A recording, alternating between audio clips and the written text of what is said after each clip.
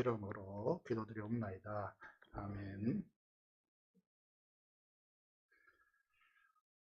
오늘은 속죄대에 대해서 여러분과 함께 나누기를 원합니다.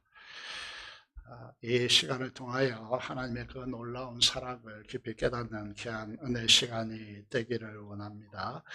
많은 분들이 코로나로 고생하고 있습니다만은 40만에 육박한다는 토요일 통계치를 보게 되었습니다. 이 문제는 이제 누가 먼저 걸리느냐의 문제지 우리가 이제 제외될 수는 없을 것 같습니다. 속히 우리 모두에게 면역이 형성되어서 마스크를 벗는 날이 속히 왔으면 좋겠습니다. 기침과 또 목의 통증으로 고생하고 계신데 빨리 치유되어져서 한자리에 모든 성도들이 함께 예배드리는 그날이 왔으면 좋겠습니다. 오늘 사순절 기간을 보내고 있습니다. 3월 2일 제수요일이라고 해서 시작되었는데 이제 9일째 맞이하고 있습니다. 9일째가 지났습니다. 이런 이 사순절을 통하여서 이제 소개되고 있습니다. 찬수 목사님이 책에 기록한 것인데 그 내용을 잠시 소개하면 이렇게 됐습니다. 우리가 드리는 기도가 하나님이 기뻐 받으시는 기도가 되기 위해서는 가식적인 태도를 고쳐야 한다. 그렇지 않고서는 우리의 기도가 향기로운 제물이 될 수 없다. 이렇게 됐습니다. 이 말은 이제 한국 교회 안에 너무 많은 가식들이 퍼져 있기 때문에 이 가식들이 제거됐으면 좋겠다라고 하는 한 목사님의 바람을 이제 적고 있습니다. 이번 한 주간 동안 우리의 기도, 특별히 사순절 2주째를 맞이하고 있습니다. 우리의 기도를 살펴보면서 우리의 기도가 진실한가, 우리 기도가 향기로운 제물로 하나님께 들어지는가 살펴보는 은혜가 있기를 바라겠습니다. 우리는 레위기를 이제 큐티하고 있던데 지난 시간에 번제와 화목제를 통해서 우리의 예배가, 우리의 제사가 무엇인지 살펴보았고 예배자로서 우리는 어떻게 드려야 되는가 소제를 통하여 돌아보는 시간이 되었습니다. 오늘은 말씀드린 대로 속죄제에 대해서 말씀드리기를 원합니다. 우리는 이제 레위기 큐티하고 있죠. 그래서 66권의 성경 중에서 현대인들이 가장 이해하기 힘든 성경이 레위기입니다. 레위기를 파악한다면 여러분들은 성경을 다 파악했다 할 수 있을 정도로 그렇게 중요하다라고 말씀을 드릴 수 있습니다. 알려진 대로 이제 유대인들이 아이가 태어나면 빠른 시일 내에 모세오경, 창세기부터 신명기까지를 모세오경이라 그렇게 이야기하죠. 이걸 통째로 암기하도록 그렇게 이제 교육하고 있다는 사실을 들어서 아실 것으로 보여집니다. 그런데 우리가 이제 외우는 방식이 창세기부터 신명기까지 이렇게 외우는 것이 아니고 순서를 가지고 외운다는 것이죠. 가장 먼저 외우는 성경이 무엇이겠습니까? 우리가 이제 잘 아는 대로 이제 창세기부터 외운다든지 또 우리가 이제 쉐마 이스라엘이라고 해가지고 이스라엘아 들어라 이렇게 시작하죠. 신명기 6장에서 4절에서부터 시작되어지는 쉐마 이스라엘 이부터 암송한다라고 생각합니다만은 전혀 아닙니다. 레위기부터 암송을 합니다. 왜 그럴까요? 레위기를 이제 왜 유대인들은 자녀들에게 모세오경을 다 외우게 하는데 레위기부터 외우게 할까요? 우리는 가장 이제 힘들고 레위기 성경을 읽어보면 이제 반복되어지고 그래서 넘어가기 쉬운데 레위기부터 암송하게 할까요? 구약 성경 전체에 기록된 율법 하나님의 계명 조항이 613가지입니다. 그 중에서 40% 247개가 이 레위기에 기록되어 있습니다. 그래서 레위기를 암송하면 이 율법의 계명의 체계들을 완전히 파악한다. 그렇게 말씀을 드릴 정도로 레위기가 중요합니다. 그래서 오늘도 우리들에게 이 레위기는 굉장히 중요합니다. 오늘 이제 레위기를 보면 절대 이 레위기를 제대로 파악하면요 재미없고 따분한 그런 책이 아니고요. 우리 믿음에 너무나 중요한 기초가 되고 근간이 되어진다. 이렇게 이제 말씀드릴 수 있습니다. 예를 들어서 이제 신약을 살아가고 있는 우리들에게 신약 성경 마태복음 읽을 때 이제 많은 질문이 생기죠. 어떤 질문이 생겼냐면 예수님은 왜 그렇게 하셨지? 어떤 때는 만지셔서 고치시고 어떤 때는 말씀으로만 고치시고요. 어떤 때는 직접 그 현장에 가서서 고치시고 어떤 때는 현장에 가지 않고 말씀만 하십니다. 이 이유가 도대체 무엇일까요? 한 사건을 두고 어떤 때는 이렇게 평가하는데 또 어떤 때는 저렇게 평가합니다. 그래서 어떤 사람들은 예수님은 이중성이다 이렇게 이제 비판하기도 합니다. 그 모든 이제 어머니, 다시 말해서 성경 해석의 모든 것이 레위기를 파악해야만 풀립니다. 레위기를 이해하지 못하면 성경을 제대로 해석할 수가 없는 것이죠. 그래서 그만큼 레위기가 기준이 되고 근간이 되는 책이다. 그렇게 말씀을 드릴 수 있습니다.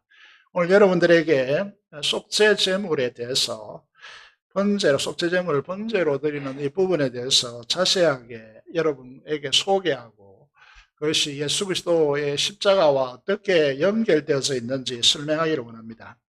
그 과정을 보시면요. 첫 번째로 여러분 이게 제물을 드리기 위해서 끌고 와야 됩니다. 끌고 와야 되는데 그것도 아무 소나 양으로 안 됩니다. 흠 없는 것으로 끌고 와야 됩니다. 지도를 보면 아시겠지만은 어디에 끌고 갑니까? 우리가 구약 역사를 보면요. 성막이 이제 가나안에 정착하여서요. 어디에 있습니까? 처음에 실로에 있습니다. 실로에 있다가 이제 이 실로의 제사장의 두 아들 홈리와 비나스죠. 이 전쟁에 이 법궤를 가지고 갖다 빼앗겨 가지고 돌고 돌다가 예루살렘으로 이제 다윗이 가지고 오고 있지 않습니까? 그래서 무슨 말을 하고 있느냐 하면 성막 또 성전은 이스라엘 전체에서 한 곳밖에 없습니다. 반드시 이곳에 와서 제사를 드려야 된다는 것이죠. 생각해 보시면 시대로 보시면 예루살렘 근처에 있는 분들은 예를 들어서 베냐민 지파, 유다 지파 같은 경우는 한 몇 시간이면 이제 끌고 오겠죠, 그죠? 그런데 이 북쪽에 있는 지파들 한번 생각해 보세요. 단이나 또 이제 요단강 동편에 있는 동므낫세나 반지파죠. 아셀 지파나 납달리 지파들을 생각해 보십시오. 그 먼 곳에서 끌고 와야 되는 것이죠. 여러분, 이 제물을 이제 이때 드리는 제물을 베헤마라고 히브리어로 그렇게 말하는데 포기되는데 이 말은 집에서 자신이 기르던 가축이라는 뜻입니다. 중간에 사시면 안 돼요. 중간에 사냥하면 안 됩니다. 집에서 자신이 키운 가축, 짐승, 소나 양을 이 먼 곳까지 끌고 와서 제사 드리라 하는 거예요. 그럴 때 이제 시골에서 소가 이제 가까이 있었기 때문에 소도 말이죠. 팔려가는 그 아침이 되면 압니다. 소죽도 먹지 않고 눈물을 흘리는 경우를 종종 어릴 때 목격했거든요. 그래서 소도 압니다. 얼마나 가슴 아픈 일입니까? 자기가 기르던 그 가축을 심지어 한 달 또는 뭐 몇 개월이 걸쳐서 끌고 가는 것이다. 끌고 가다가 동물이 질병에 노출될 수 있습니다. 그럼 어떻게 해야죠? 가다가 다시 돌아와서 다른 가축을 가지고 다시 끌고 가야 되는 것이죠. 여러분 이 자리에 오실 때 아무리 멀어도 소나 양을 끌고 한 달에 걸쳐서 오진 않잖아요. 그죠? 내가 기르는 가축을 죽이기 위해서 몇 날을 걸쳐서 끌고 가야 된다. 이게 제사의 첫 번째 방법이라 첫 번째 것이다 라고 하는 것이죠. 여러분 이 두 번째 것은 뭐죠? 두 번째는 안수입니다. 이 가축을 성막의 재단에 끌고 와서 안수합니다. 잘 알고 있을 것 같습니다만 여러분이 질문하겠습니다. 이 안수는 누가 하는 거죠? 제사장이 하는 겁니까?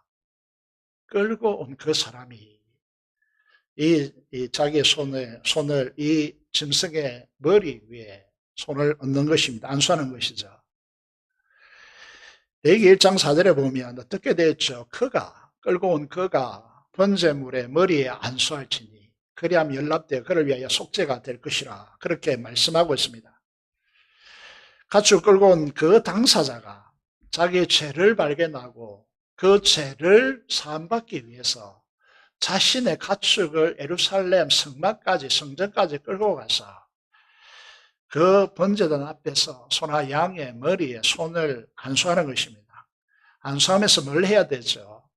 레위기 16장 21절에 보면 아사셀의 대속죄일에 염소 위에 머리를 안수하는 모습을 보면서요, 이렇게 하라고 되어 있죠. 모든 불의와 그 범한 모든 죄를 아뢰고 그 죄를 염소의 머리에 두어라고 그렇게 됐습니다. 안수하면서 죄를 고백하라는 거죠. 그러면 내 죄가 그 짐승 위에 이양된다라고 하는 것이죠. 이걸 이제 용어로 증가라 그런 용어를 씁니다. 죄를 증가시키는 행위를 안수라고 하는 것입니다. 안수하고 난 뒤에 뭘 해야 됩니까? 죽여야 되죠. 죽이는 과정을 생각해 보겠습니다. 죽이는 방법은 세 가지입니다. 하나는 이제 이 눈썹과 눈썹 사이를 미간이라 하죠. 거기가 급소입니다. 급소로 칼로 인정사정 없이 내리 찍어야 이게 급소에 찔려 죽습니다. 그런데 이게 누가 하는 것입니까? 전문가가 하는 게 아닙니다. 자기가 하는 것이죠. 그러면 어떻게 되는 것이죠? 여러분은 아무리 그렇다 할지라도요, 이 죽이는 것이 쉽지 않습니다. 전문가가 하지 않으면 한 번에 찌를 수 없습니다. 찌르면 짐승이 가만히 있습니까? 고개를 돌리죠, 당연히. 그러면 눈에 찌르고 뭐 난리가 나는 거죠. 얼굴이 다 파괴될 정도로 쉽지 않는 죽이는 방법입니다. 이게 무슨 낭만이 있습니까? 우리를 이제 사람들이 예배를 낭만적이다 이렇게 생각하는데요. 늘 글만 읽으니까요. 실제로 해보시면요. 짐승을 죽여본 적이 있습니까? 낭만이란 거 없습니다. 두 번째 방법이 뭐라고 했습니까? 심장인데요. 소의 심장이 어디에 있는지 아십니까? 보통 칼로스는 소의 심장까지 도달하지 않습니다. 구멍을 내어놓고 큰 꼬챙이로, 긴 꼬챙이로 찔러야 됩니다. 그것도 적사하지 않습니다. 여러분, 이 도살 전문가들은 우표만 한 그 공간에 정확하게 찔러야 이게 단순에 죽지, 그렇지 않고는 죽지 않는다라고 말합니다. 여러분, 그게 보통 사람이 할 수 있는 것입니까? 할 수 없어요. 그래서 몇 분에 찔러야 되고 소가 가만히 있겠습니까? 난리치죠. 그래서 이 방법 잘 선택하지 않습니다. 남은 방법이 뭘까요? 대부분 사람들이 선택하는 90% 이상이 이제 이게 이제 구약을 가르치는 한 학교에서요, 신학교에서 그 교장이 해마다 양을 죽이는 실석, 제사를 실석하는데요. 그분이 이렇게 말합니다. 동맥을 이제 끌으면 어르신이 정확하게 어디 위치를 찾지만 보통 사람은 그렇게 하지 않기 때문에 적사하지 않는다는 것이죠. 동맥을 끊고요. 17분에서 25분 동안 살아있다는. 여러분, 이상하리 많지 이 제사에 대해서 글로 읽기 때문에 우리 낭만을 가지고 있습니다. 제사를 지금 우리 예배에 투영하여 생각하는 것이죠. 얼마나 아름다운가, 얼마나 교양이 있는가, 얼마나 클래식하고 우아하고 음악이 흐르고 경건하고, 그러면 얼마나 좋겠습니까?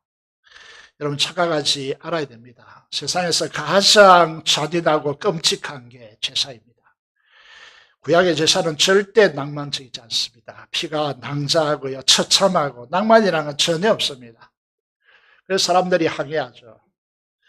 몽골을 이제 이 양을 많이 키우는 이 유목민들 보니까 이 염소, 양의 이제 입에 소금을 집어넣고 이 입을 막으면 쉽게 죽던데 이렇게 말하죠. 근데 이 목축업을 하는 양 도축과 전혀 다릅니다. 이 제사는. 유목민들이 도축하는 것은 피를 흐르지 않죠. 피를 이렇게 흘리게 하지 않습니다. 몸에 갇혀 있죠. 그렇지만 제사는 피를 이제 피로로 하는 도축법이에요. 동맥을 끊으면 피가 튀어서 온몸에 피범벅이 되겠죠. 여러분 쉽게 뭐 시골에서 살아왔다면 염소를 죽일 때, 돼지를 죽일 때, 소는 죽일 수 없고요. 그죠? 그럴 때 생각날 겁니다. 온 동네가 떠나가도록 고함치고. 그래서, 저 집에 돼지를 자꾸 나이 대번에 알죠. 근데 양은 달라요. 우리에게 양을 접할 수 없기 때문에 양의 목에 칼이 들어오면 어떻게 양이 하시는지 아십니까? 바들바들 떨면서 꾹 참습니다. 그리고 자신을 죽이는 사람을 한번 뚫어지라 쳐다봅니다. 올려다봅니다. 자기 주인 목자임을 확인하고는요, 말없이 그 죽음을 받아들이죠. 얼마나 잔인한 미안한 마음이 드물겠습니까? 그래서 이사야 57장이에요. 7절이죠. 예수님에 대해서 어린 양 되셔서 우리 죄를 대신하여 짊어지시고 죽으시는 여러분 속죄 양 되시는 예수 그리스도에 대해서 어떻게 진술하고 있습니까? 그가 곤욕을 당하여 괴로울 때도 그의 입을 열지 않았다. 염소와 양이 다른 이유가 어디에 있습니까? 여러분 마지막 날에요. 마지막 날에 주님께서 오른쪽 양과 왼편 염소를 구별하여서 심판하시는데 양과 염소의 다른 점이 무엇입니까? 여러분 양이십니까? 염소입니까? 여기 보면 양은요 자기가 죽을 때도 그 죽임을 받아들이고 있다는 거예요. 곤욕을 당하여 괴로울 때도 입을 열지 아니했다. 마치 도수자원을 끌려가는 어린 양과 같이 털 깎는 자 앞에 잠잠한 양같이 그의 입을 열지 아니했다. 그렇게 되어 있는 것이죠. 사랑하는 여러분, 우리는 양입니다. 염소들이 아닙니다. 그런 의미에서요 예수님의 이 십자가 속죄의 이 제사를 우리는 잘 들여다보고 있어야 된다는 거죠. 여러분 죄를 지었습니다. 근데 그 죄가 생각날 때마다 어떻게 해야 되죠? 내가 기르던 가축을 여러분 성막에 끌고 가서 내가 어디에 살더니 단 지파라면 그 먼 길을 끌고 가서 그 처참하게 죽여야 돼요. 이 짓을 이 끔찍한 제사요. 여러분 그런 한번 그렇게 보면요 보통 사람 밥맛을 잃습니다. 그 밥을 먹는 것이죠. 이 처참한 끔찍한 엽기적인 제사를 여러분 죄를 지을 때마다 해야 되는데 그렇게 할 수 있겠습니까? 이게 제사입니다. 이게 제사였다고요. 그렇게 끔찍한 제사, 나 그럼 제사 안 드릴래? 예, 드리지 마세요. 제사 안 드려도 됩니다. 그런데 말입니다. 제사를 안 드리면 내가 죄를 지었는데 그 제사를 드리지 않으면 어떻게 될까요? 제사를 드리지 않으면 일평생 세 가지를 하지 못합니다. 첫 번째가 뭐죠? 뭘 하지 못하면 기도하면 안 돼요. 하나님 조전 앞에 나가서 기도하는 즉시 죄를 가지고 하나님 앞에 나가서 기도하는 즉시 즉사합니다. 제사 없이 기도할 수 없어요. 두 번째로요. 하나님 말씀을 읽는 순간 여러분 이제 성경을 매독하시잖아요.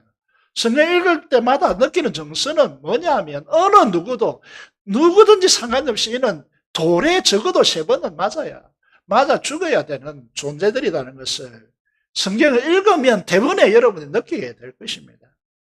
세 번째요. 여러분 이곳에 나올 수 없어요. 나오는 순간 여러분 돌 맞아 죽습니다. 여러분 예배 처소에 나올 생각은 꿈에도 꿀 수가 없는 것이죠. 여러분 현대인들은 워낙 용감한 사람들이 많아서요. 나 기도하지 않고 말씀 읽지도 않고 예배 드리지도 않고 살 수 있어. 진정한 그리스도인들은 그렇게 말 못합니다. 3일에 한 번, 적어도 일주일에 한 번, 몇 개월에 한 번은, 한 달에 한 번은 예배 드리고 싶은 마음이 형성되는 것이죠. 그런데 기도하고 싶은데, 말씀 읽고 싶은데, 예배 드리고 싶은데 죄를 해결하지 않는 난 결코 여러분들 이 끔찍하고 잔인한 피해 제사가 없이는 하나님을 아련할 수가 없는 것이죠. 그 다음에 죽이고 난 뒤에 뭘 하죠? 가죽을 벗기고 어떻게 합니까? 각을 뜹니다. 가죽을 벗기는 절차도 쉽지 않습니다. 여러분 이게 소위 같은 경우에 발목부터 벗겨야 이게 벗겨지거든요. 그리고 목을 이렇게 분리해야 됩니다. 이 얼굴에 이제 가죽은 또다시 다르게 또 벗겨야 되는 것이죠. 벗기고 난 뒤에 뭘 합니까? 이제 이 조각을 통하여서 이게 번제로 드리라 이렇게 하는데 이 조각을 낸다는 말이 무슨 말이냐면 조각 간절을 다 분리해야 된다는 그런 뜻입니다. 뼈를 발라내가지고 조각 다 낸다는 그런 뜻이죠. 각을 뜬다는 의미가 그런 뜻입니다. 여러분 언젠가 이제 한 권사님이 큰 대구를 갖다 주시더라고요. 그런데 그 해체하는데 비전문가인 저로서는 2시간 이상이 걸리더라고요. 그런데 소는요, 양은요, 그냥 뼈 척수도 온갖 것이 튀어나오는 것이죠. 그리고 어떻게 합니까? 제단에 올라 불태웁니다. 그 짐승을 끌고 온 사람의 죄가 그렇게 해서 사함을 받는 것입니다.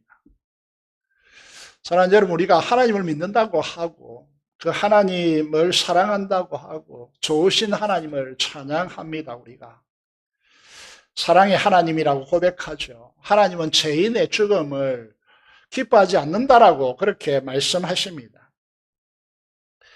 그런데 이렇게 처참하고 끔찍하게 죽여서 불태워드리는 이 화제에 대해서, 이 속죄제에 대해서 하나님께서 뭐라고 하십니까? 레위기 1장 9절, 13절, 17절, 3장 5절, 16절 오늘 본문도 마찬가지인데요. 하나님께 향기로운 냄새라고 그렇게 말씀하고 있습니다. 하나님께서 이러한 제사를 함량하시고 너무 좋아하신다는 것이죠. 이해되십니까? 하나님은 하나님의 백성들이 힘들게 먼 거리를 가축을 끌고 와서 안수하고 처참하게 피범벅이 되는 이 끔찍한 죽음, 가죽을 벗겨서 마디마다 분리해서 각을 떠서 불태워드리는 이 제사를 너무너무 좋아하신다. 여러분, 이렇게 해석되는 거잖아요. 이런 엽기적인 신을 여러분 좋아하십니까? 최근에 대선 과정에서 무슨 법상가 소를 이렇게 했다 해가지고 한번 보도된 적이 있습니다. 그보다 더 끔찍한 것입니다, 이게. 우리가 사랑하고 좋아하는 하나님이 이 엽기적인 제사를 너무너무 좋아하시는 분이십니까? 여러분 잘 알고 예배하셔야 됩니다. 이런 하나님을 좋아하신다고요. 이런 신이 좋으십니까? 도대체 이런 하나님을 왜 그렇게 좋아하고 사랑한다고 하십니까? 하나님께서 도대체 왜 이렇게 처참하고 피가 낭자하고 엽기적인 제사를 기뻐하실까요? 무엇 때문에 이런 피범벅이고 처참하고 엽기적인 제사 향기롭다고 할까요? 여러분, 이 도살과 제사의 차이점을 우리는 알아야 됩니다. 이 제사의 과정에서 단 한 단계를 빼면 이건 도살입니다. 그것이 무엇일까요? 도살과 제사의 차이가 이 한 단계가 있느냐 없느냐의 차이입니다. 잘 아셔야 됩니다. 이게. 여러분 소고기 드시잖아요. 똑같이 합니다. 소를 끌고 가서 죽여서 가죽을 벗기고 뼈를 발라서 조각낸 그 살을 구워 드시잖아요.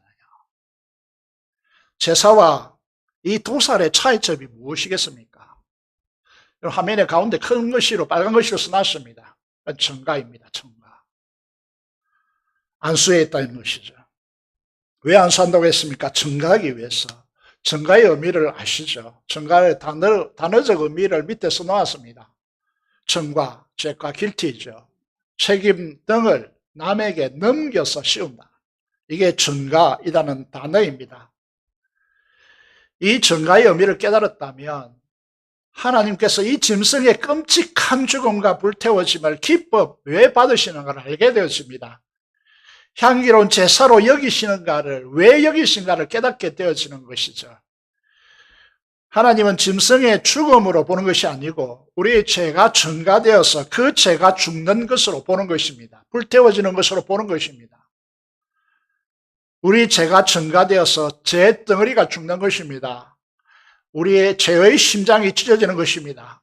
죄의 동맥이 끊어지는 것입니다. 죄의 미간이 쪼개지고 죄의 껍질이 벗겨지고 죄가 난도질을 당하여 죄가 태워지기 때문에 이렇게 말씀하시는 것입니다. 이거 향기롭다라고.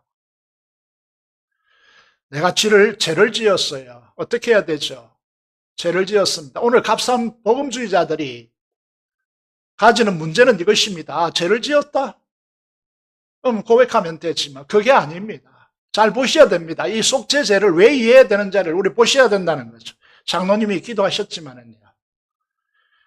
우리 정의 좋아하잖아요. 법 좋아하잖아요. 우리가 죄와 허물을 발견하고 하나님 저 죄를 지었어요. 어떻게 처리해야 마땅합니까? 그래 와봐라. 하나님께 주머니에서 칼을 꺼내십니다. 내 동맥을 찍으시겠죠. 내 심장을 찌르십니다. 내 미간을 쪼개시고 나를 죽이고 내 껍질을 벗기시고 나를 조각내 나를 태워야만 나의 지은 죄에 대해 하나님의 진노가 사라지는 것입니다. 이것이 속죄죄를 통해 우리에게 보여주는 것입니다. 그게 공의입니다. 그게 정의예요. 무엇이 은혜입니까? 은혜가 무엇입니까? 제사제도가 우리에게 보여주는 바가 뭡니까? 무엇이 얼마나 엄청난 사랑인지 이 제사제도를 통해 하나님 우리에게 보여주고자 하는 것이죠. 하나님 말씀하십니다. 전가를 통하여 나 너 못 죽여. 너 빨리 너의 죄를 소나 양에게 전가시켜. 전가시키면 뭐까지 따라가요? 나에게 쏟아져야 할 이 진노, 하나님의 죄에 대한 진노까지 그 짐승에게 따라가는 것이죠. 하나님이 창조하신 소와 양의 죽음을 기뻐하시겠습니까? 기뻐하시는 분이 아닙니다. 그럼에도 불구하고 어떻게 제사 제도를 마련한 것은 무엇 때문입니까? 내가 지은 죄에 대한 그 죄값을 나에게 묻고 싶지 않은 것입니다. 하나님께서. 누구에게 묻는다는 것이죠. 그걸 소와 양이 죽음을, 이건 상징이죠. 아들에게 묻겠다는 겁니다. 정가는 일방적인 것이 아닙니다. 쌍방이 일어나는 것이죠. 왜 하나님께서 재물 중에서, 아니 짐승 중에서 흠없는 것으로 고집하고 계십니까? 우리 죄가 죄 없는 양과 소에게 첨가되어지고 그 양의 흠없음이 우리에게 첨가되는 것입니다. 질문 하나 들어볼까요? 하나님이 흠없는 제물을 요구하는 것이 하나님을 위한 것입니까? 우리를 위한 것입니까? 레위기 6장 27절 오늘 본문입니다. 그 고기에 접촉하는 모든 자는 거룩할 것이며, 사람들은 자기의 편리와 안락함을 삶의 우선순위로 겁니다. 그래서 신앙도 거기에 묻어가려고 하죠. 이게 현대인들이 세속화되어지는 과정입니다.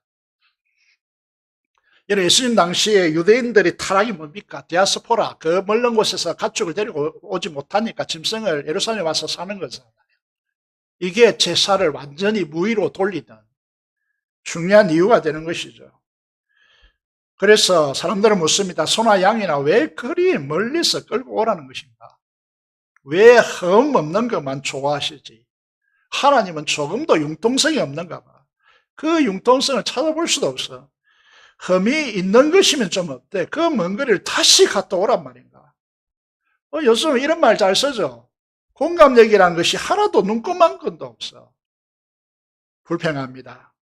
긍휼이 풍성하시다면서 우리를 긍휼이 불쌍히 여긴다면 어떻게 그렇게 할 수가 있어? 라고 막 쏟아내죠. 제발 그런 말 하지 마세요.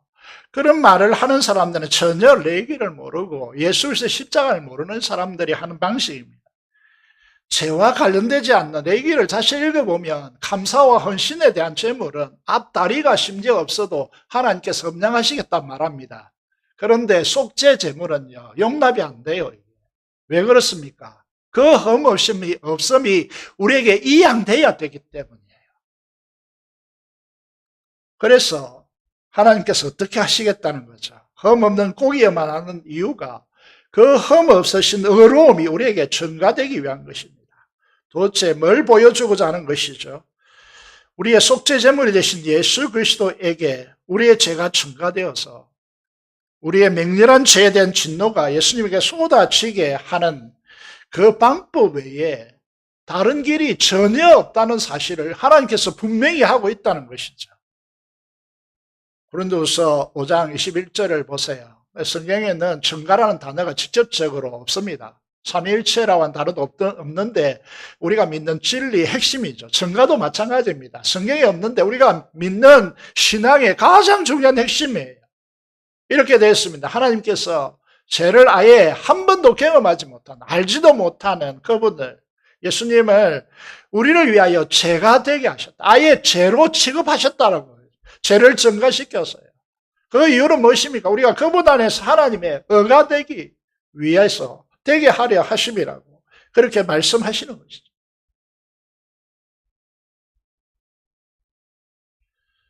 화면을 보시면요, 이 사실을 분명히 한다는 거죠. 우리의 죄는, 영어 글자가 작아서 잘 안 보일 텐데 밑에 빨간 부분을 보시면 우리의 guilty야, 우리의 범죄야. 그것은 크레디티드라고 한 단어를 썼는데 이게 이양된다는 뜻입니다. 전가된다는 뜻이죠. to라는 전체를 썼어요. 예수 십자가 위에 예수 그리스도에게 전가되었다. 우리의 죄는요. 그런데 그렇게 되면 어떻게 되는 것이죠? 그리스도의 의가요, 이게 우리에게 증가된다. 이게 믿는 자에게 일어나는 놀라운 역사이다라고 그렇게 그림으로 화면을 통해서 여러분이 말씀드릴 수 있습니다. 내가 신앙생활을 하면서 내 죄를 예수님에게 전가시킨 적이 있었습니까? 만약 우리가 죄를 예수 그리스도에게 전가시킨 적이 한 번도 없다면 우리는 어떻게 될까요? 우리가 5대째 믿는 집안에서 모태신앙으로 자라났다 할지라도, 아무리 목사이고 장로이고 집사이고 할지라도, 내가 교회를 위해서 수억의 재산을 헌납했다 할지라도 그건 아무런 소용이 없습니다. 여러분, 예수 그리스도에게 우리 죄가 전가되지 않았다면, 전가시키지 않았다면 어떻게 되는 것이죠? 하나님이 진노의 칼이 내 심장을 찢을 것입니다. 내 동맹을 끌어놓을 것입니다. 내 미간을 쪼개어 죽이시고 내 가죽을 벗기시고 나를 마디마디 조각내어서 지옥불에 태우실 것입니다. 이게 제가 전가되어야만 하는 이유라는 것이죠. 일부 설교를 들으면서 눈물이 많이 나더라고요. 2부 예배는 안 오려고 많이 이제 중계되다 보니까 노력하고 있는데, 여러분, 그냥 남자라면 이럴지 모릅니다. 사내 새끼가 체면이 있지. 죄를 내가 지었으면 그 죄에 대해서 내가 책임을 졌어. 왜 예수님에 전가시켜? 그 야비 앉아서 나를 못한다. 그건 굉장히 어리석은 이제 방식이죠. 그런 가식으로, 가면으로 신앙생활 하는 것이 아닙니다. 그딴 말 하지 마세요. 복음에 전혀 접근하지 못한 사람입니다. 죄에 대한 하나님의 맹렬한 진노를 사람이 감당할 수 없습니다. 어떻게 감내하겠습니까? 그래서 우리는 제가 우리 교회 오고 난 뒤에 성도들에게 하나님 나라 가르쳤고요. 이게 십자가를 경험하라 해가지고, 저도 모태신앙입니다만 어릴 때부터 교회를 다녔습니다만 너무 복음을 몰라가지고요. 십자가를 깨닫고 난데 이걸 우리 성도들이 좀 경험해야 되겠다 해서 게세마네에서 엘리 나아바 사박단이 성경 공부를 열심히 한 적이 있습니다. 그걸 좀 살펴보시면요. 여러분, 우리의 죄가 속죄 어린 양 대신 예수 그리스도께 전가되었다는 이 사실을 여러분 아십니까? 이게 레기가 파악돼야 이게 우리 가슴에 와닿을 수 있다는 거예요. 경험되어진다는 거죠. 누가복음 22장 42절에요. 게셈마네라는 뜻이 좀 어렵죠, 그죠? 처음 오시는 분은 어릴 텐데, 이게 뭐 어떤 뜻이냐 하면, 이 게셈마네 올리브 나무가 많기 때문에, 지금도 뭐 그곳에 가신 분은 알겠지만은, 2000년 된 나무라고 소개하는 올리브 나무가 많지 않습니까? 그죠? 그곳에서 어떤 이제, 이 게셈마네 동산이 있는데, 그거는 올리브를 찧어 짠다. 이 올리브를 찧어 짜는 과정이 7번 찧어 짭니다. 그래서 이 마지막 올리브는 이제 거름이 되어서 불태워지는, 그런가 쥐어 짠다는 의미가 게셈마네잖아요. 여러분, 이 기온이 높은 곳에서는 이 동공이 확장되어 있기 때문에 웬만해서 땀이 나지 않습니다. 그런데 예수님께서 그 게셈마네 동산에서 기도하실 때 얼마나 이 게셈마네 동산 그 의미대로 자신을 쥐어 짰던지요. 땀이 피방울처럼 뚝뚝 떨어지도록 하나님 앞에 기도했습니다. 그 기도 내용이 뭡니까? 십자가 지지 않고 넘어갈 수 없냐고. 말이 됩니까 이게? 십자가 죽으시러 오신 주님이 이 십자가를 넘어가게 해달라는, 이게 말이 안 되잖아요. 그 의미를 우리가 모르는데, 그 의미를 이제 이 레기 속죄제물을 보니까 이해가 간다만, 이해가. 주님께서 제자들에게 이 게셈마네 동산을 기도하러 가면서 그 모습이 고민되었으며 슬퍼하신 모습을 너무 이렇게 드러나는 것이죠. 그 제자들에게 말합니다. 내 마음이 매우 고민하여 죽게 되었다. 제자들은 이 마음 모르고 그냥 자는 것이죠. 하나님, 주님의 마음이 전혀 와닿지 못하는 거예요. 신앙생활을 하더라도 그죠. 주님이 지금 어떤 이 시대의 마음을 가지고 있는지 주님의 마음이 전혀 읽혀지지 않죠. 그 히브리서 기자는 어떻게 이 장면을 기록하고 있습니까? 통곡과 눈물로 하나님께 간구와 호소를 드렸다. 간구를 드렸다. 그의 계매하심으로 들으심을 받으셨다고 그렇게 말씀하잖아요. 게세마네 동산 십자가 위에서 우리의 죄가 주님 앞에 전가되었기 때문에 주님을 아들로 보지 않았습니다. 그래서 엘리 나의 하나님이라고 불렀습니다. 예수님, 아버지라고 부르지 못했습니다. 버림받으시고 예수님을 죄로 보지 않고 찢으시고 이 조각 내시고 그래 이제 태우시는 이 지옥의 행보를 저희가 그 십자가에서 다 받으셨다는 거죠. 그래서 이 태양도 견딜 수 없어 빛을 잃었다라고. 여러분 왜 이렇게 설교에서 표현하냐면 이게 개개일식이 아닙니다. 이 6월절 그 성금요일 그죠? 그 우리가 말하는 이제 이 뭐라고 하면 정사 예배 때 그 시간대는요. 달이 지구와 태양 사이에 달이 들어올 수 있는 시기가 절대 아닙니다. 있을 수 없는 개기일시라는 것은 있을 수 없는 기간입니다. 그야말로 태양의 빛을 잃어버립니다. 이게 우리는 다 이해하지 못하니까 자연 세계가 우리에게 이거를 그의 자연 우주를 통해 우리의 운명적으로 이걸 들여놓는 것이죠. 너희가 이 십자가를 하냐고.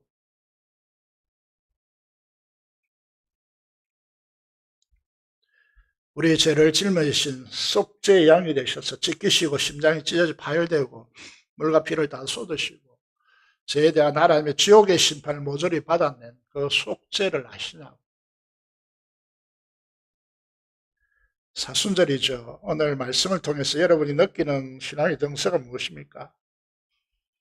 제발 기독교를 여러분이 알고 있는 상식으로 접근하려고 하지 마십시오. 여러분 신앙이 연륜이 오래됐다고 나는 다 안다라고 생각하지 마십시오. 파고 파도 끝이 없습니다. 이제 끔찍한 결과를 보셔야 됩니다. 그 끔찍한 결과, 우리의 죄가 주님께 전가되었다는 이 사실을 바라보셔야 됩니다. 이 엄청난 일을 오늘 저와 여러분들이 이 설교를 듣고 이해한다고 되는 것이 아닙니다. 여러분에 보내진 성령께서 여러분에게 이 사실을 알게 하시고 믿어지게 하는 역사만이 가능해지는 것이죠. 여러분 어떤 분이 이런 설교를 하시더라고요. 지난주에 제가 이렇게 집에 치과하고 있었는데 이제 설교를 들어보니까 이런 말을 하시더라고요. 지금 이제 이 레닌 좌파가 마르크스 이제 이 공산주의를 만들어냈는데 이 세계의 단시간 내 절반이 잠식되었다라고 하는 부분과 또 마호메트 교가 이슬람교가 늦게 시작했지만 기독교 지역 유럽 지역을요 거의 다 잠식했습니다. 프랑스 또 영국 이런 데 가보면요 프로 축구를 통해서 알겠지만은요 알라 신에게 엎드려 경배하는 이들이 많습니다. 12시가 사이렌이 울리면 그 기독교 이제 유럽 기독교 문화 구축했던 유럽에서요 많은 이들이 이제 엎구려 엎드려 경배하는 모습을 보게 되죠. 여러분 이런 이유가 뭐냐면 기독교가 너무 생각만 한다는 거예요. 성경을 이렇게 해석하고 저렇게 해석할까 그것만 궁금한다는 거예요. 행동하지 않는다는 거죠. 행동하지 않습니다. 그래서 계속해서 이슬람에 잠식되어 가는 것이죠. 한국도 얼마 남지 않았습니다. 너무 생각만 하고 있다는 거예요. 삶을 거지 않는다는 것입니다. 여러분 우리가 착해서 우리가 똑똑해서 이 자리에 앉아 있는 것이 아닙니다. 세상에서 제일 못된 사람들이 누군지 아십니까? 예수님 믿는 사람들이에요. 왠 줄 아십니까?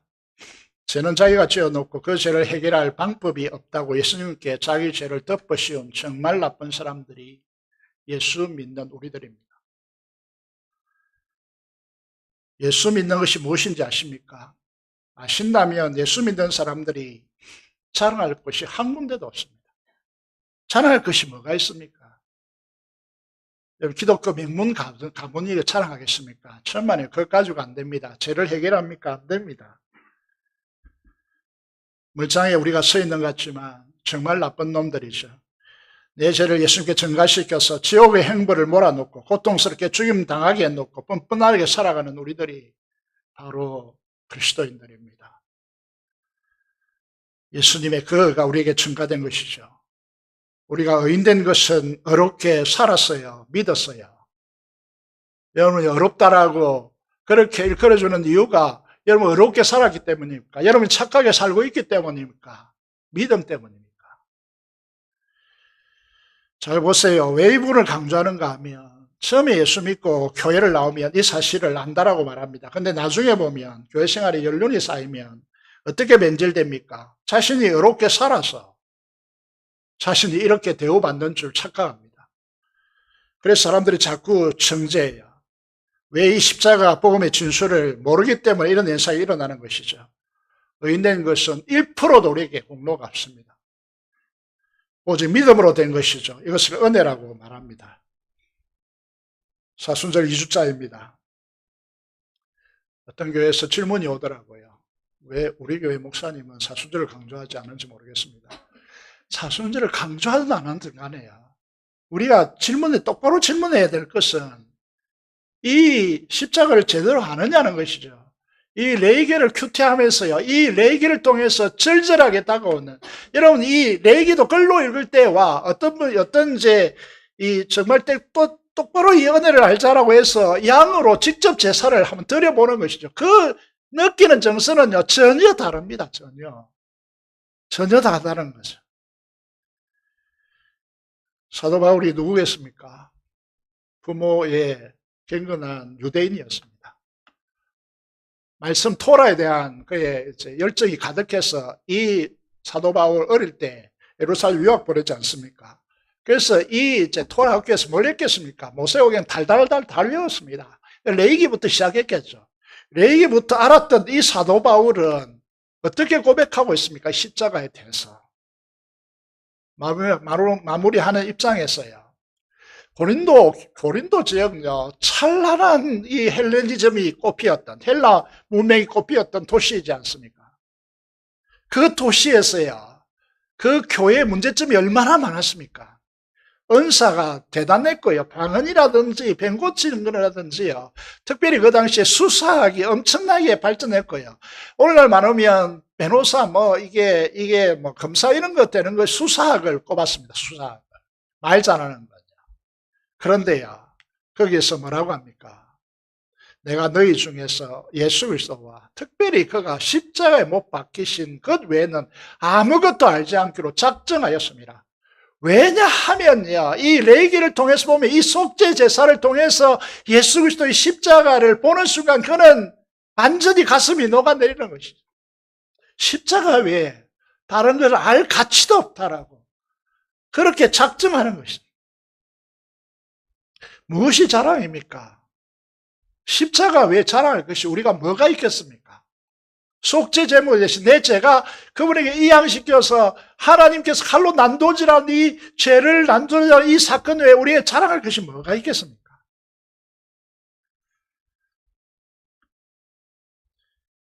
마지막으로 이 말씀을 보겠습니다. 우리가 이제 갈라디아 6장 14절 너무나 잘 알고 있는 말씀인데 두 가지를 말씀하고 있죠. 십자가 외에 결코 자랑할 것이 없다. 십자가 왜 자랑할 것이 있다면 여러분은 어떤 의미에서 십자가를 정면으로 직시하지 않았거나 경험을 하지 못했거나 십자가에 함께 처리되지 못했거나 그런 이유밖에 없습니다. 내게는 주 예수 그리스도의 십자가 외에 결코 자랑할 것이 없다. 그렇다면 십자가를 제대로 경험한다면 십자가 외에 자랑할 것이 없을 뿐만 아니라 두 가지 현상이 일어난다. 하나는 그리스도로 말미암아 세상이 나를 대하여 십자가에 못 박히는 사건이 일어난다. 그래서 세상이 나에게 청구할 것이 아무것도 없다. 세상에 대해서 자유롭다는 언제 떠나든지 여러분 어떻게 돈이 내를 묶고 있는 것이 아니고 난 돈에서 자유한다는 거예요. 내가 또한 세상에 대하여 그러하리라. 진짜 자유로움이 하늘나라, 하나님 나라로 사는 자유가 우리에게 부과된다라는 하는 사실을 우리가 기억해야 됩니다.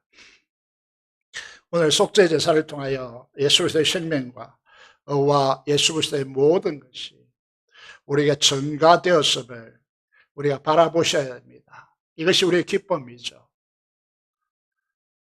우리가 뭔가 전도 열심히 하고 뭔가 착하게 살고 교회에서 봉사 열심히 해서 우리에게 이것을 획득하는 것이 아닙니다. 착각하지 마십시오.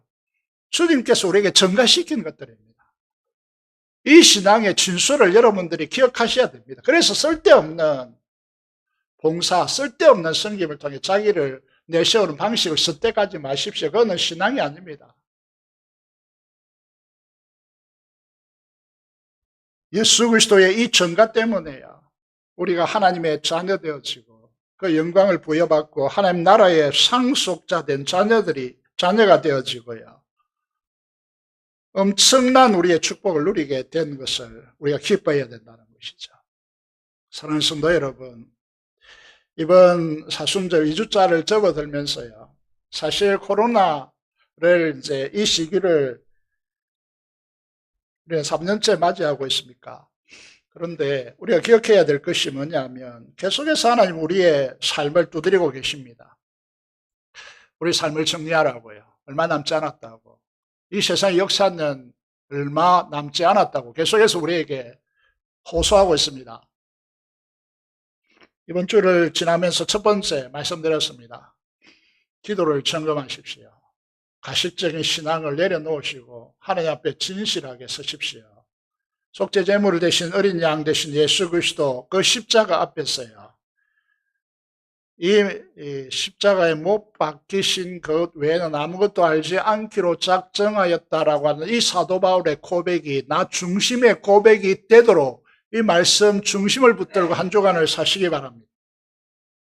마지막으로 이 말씀이 정확하게 내 삶에 구가되어 있는지, 그렇다고 이 세상을 살지 말라는 것이 아닙니다. 이 세상에서 여러분들이 돈을 쓰지 말라는 것도 아니고 금욕주의를 요구하는 것도 아닙니다. 여러분들이 진정한 복음 안에서의 진리로 자유하느냐의 문제입니다. 그리스도 십자가 외에 결코 자랑할 것이 없습니까?